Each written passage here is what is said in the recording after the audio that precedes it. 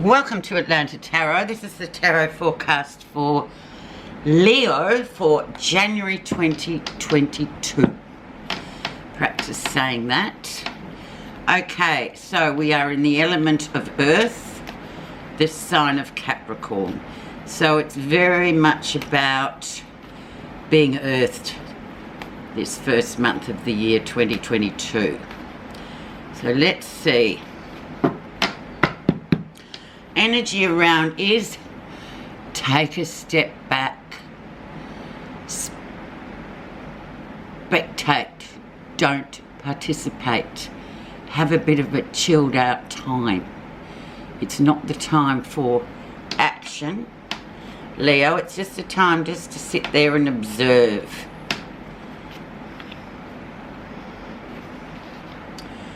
So observe away, and we will see exactly what you're going to be observing in January 2022.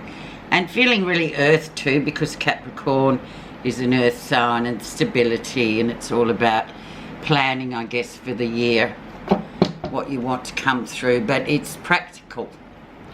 It's not sort of fantastical, it's practical. So, where you are right now, Leo. Oh, a bit of sadness here, a bit of heartbreak, looking back or reflecting on the heartbreak perhaps, or something that's sort of risen to the top. Grief. Grief comes and goes for all of us. We've all got our grief point, and you'll start with that. Certain people I know will be, because the 21 year brought a lot of that into their lives. So it's just about acknowledging it, moving forward with it really, Leo, than plunging into a pit. It's just sort of acknowledging that as we move forward into 2022. Let's see the influence that brought that through and will affect the rest of the reading. Scorpio, transformation.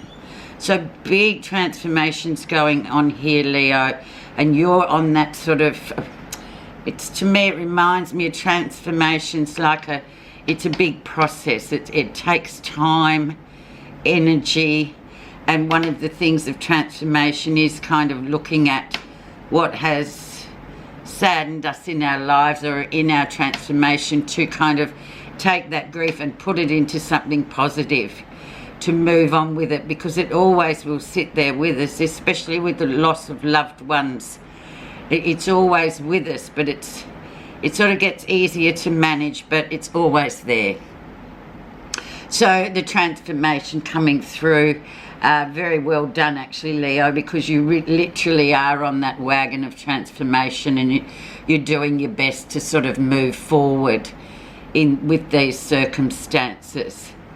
Very deep diving here too. It's a Scorpio card, so it has a lot of weight. It's a very forceful kind of energy, the Scorpio transformation card. It can knock us around, but then we've always got to remember it's for the greater good of our own development, I'm interpreting. Let's have a look at the background of the situation. So obviously November, December, Christmas, that often Christmas can really bring up those ones that aren't there anymore in this dimension of ours, but still very much in spirit. So yeah, let's see what that is. And that is the Five of Cups, and that's the sadness and disappointment of someone and something emotional that has really comes back to the surface, especially around the Christmas period. That missing and that longing is still there. But however, especially when we have lost these loved ones to the other side, the other world, if you like, whatever your belief system is, there's always something that remains with it. There's the legacy of those people. And those people that were so important to us. So that sits there, and that's really important to acknowledge as well, I believe, Leo, just to acknowledge them, even if it meant, you know, setting that that seat at the Christmas table for that person. Very much will be there with you in spirit, so to speak.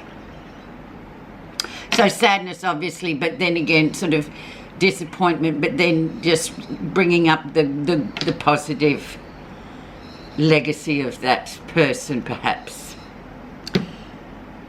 Recent influences, and we have the Lovers. So the Lovers is obviously about relationships. It's about, you know, maybe two here. We've had some grief in the past for some of you Leos, and there is that big question posing itself and hanging over your head. Well, what are you going to do about it? What's your decision about all this stuff?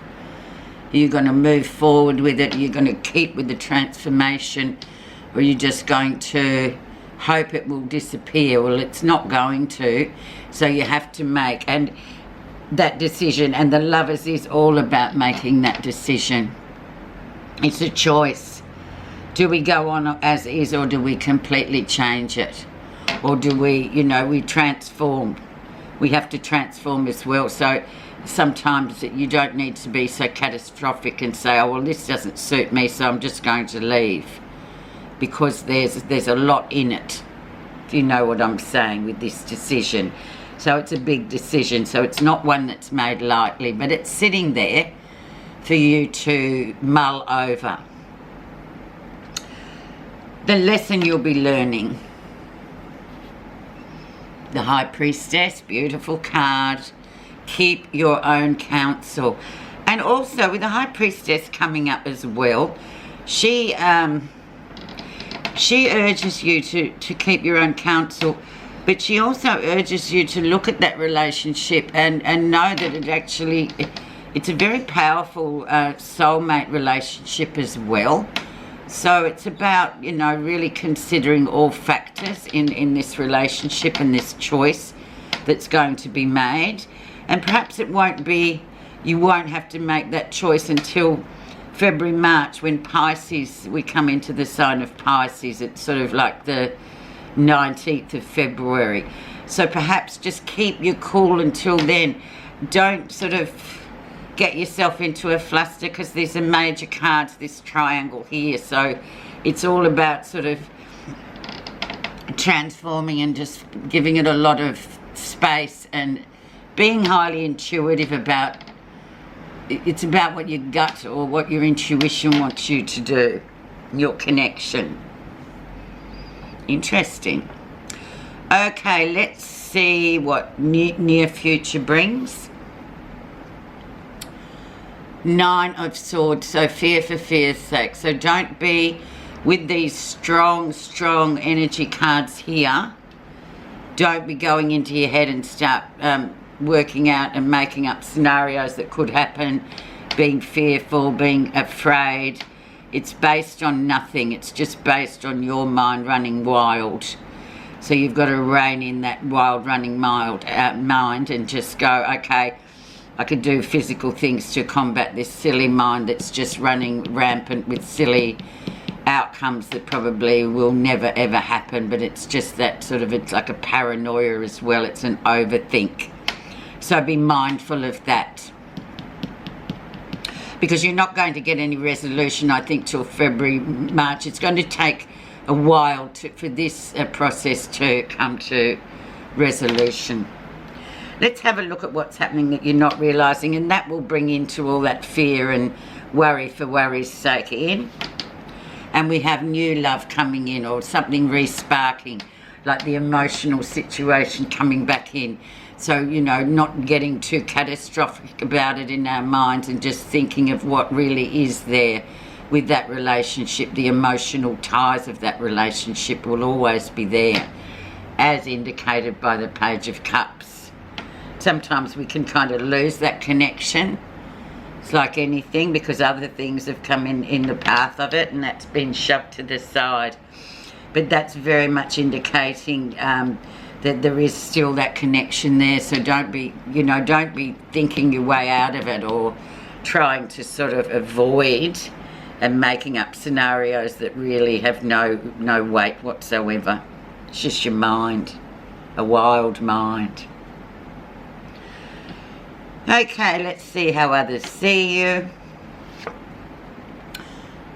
Judgment. Karmic debt is done. It's paid. What are you worried about? Debt-free. Moving forward. 4 big cards, Leo. 4 big cards to say, yeah, well, you've worked hard karmically to get, on top of whatever these issues have been for you particularly. So this sort of says, well, you've paid your debts. Why would you go back and pay a second time? Just move forward with what you've got here. And use your intuition to get to where you want to be. But then again, sort of acknowledge how you feel on a day-to-day basis without sort of plunging into the depths of despair. What you're feeling positive about.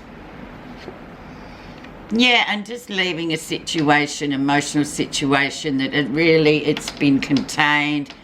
It needs being left for a bit. There's no point in poking the bear over and over again because you're going to get the same response.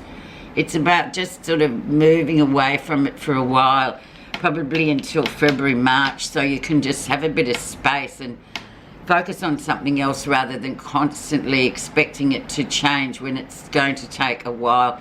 It'll take time to change this feeling of containment and just like swimming around in an aquarium, like with, it's all contained. So just take your pedal off the metal a bit from that and focus on the fact that it is very much a transformation, and it's not going to happen when you want it to.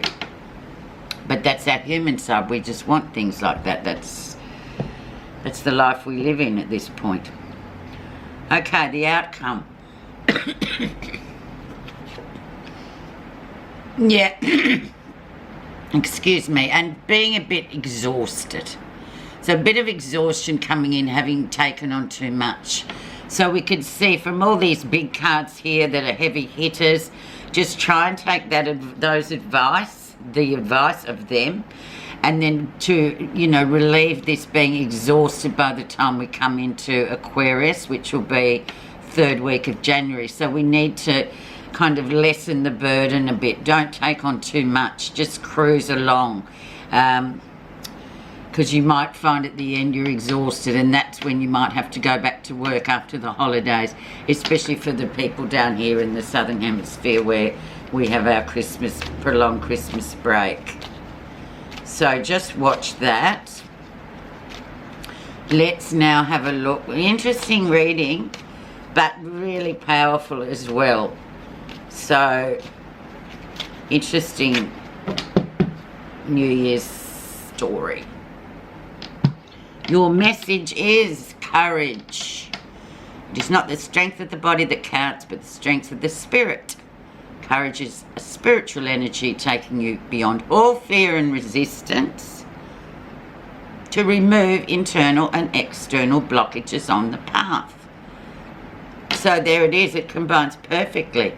So just be courageous, be strong in spirit, move forward, and know that those blockages will just dissipate anyway, because that is what you've got to look forward to.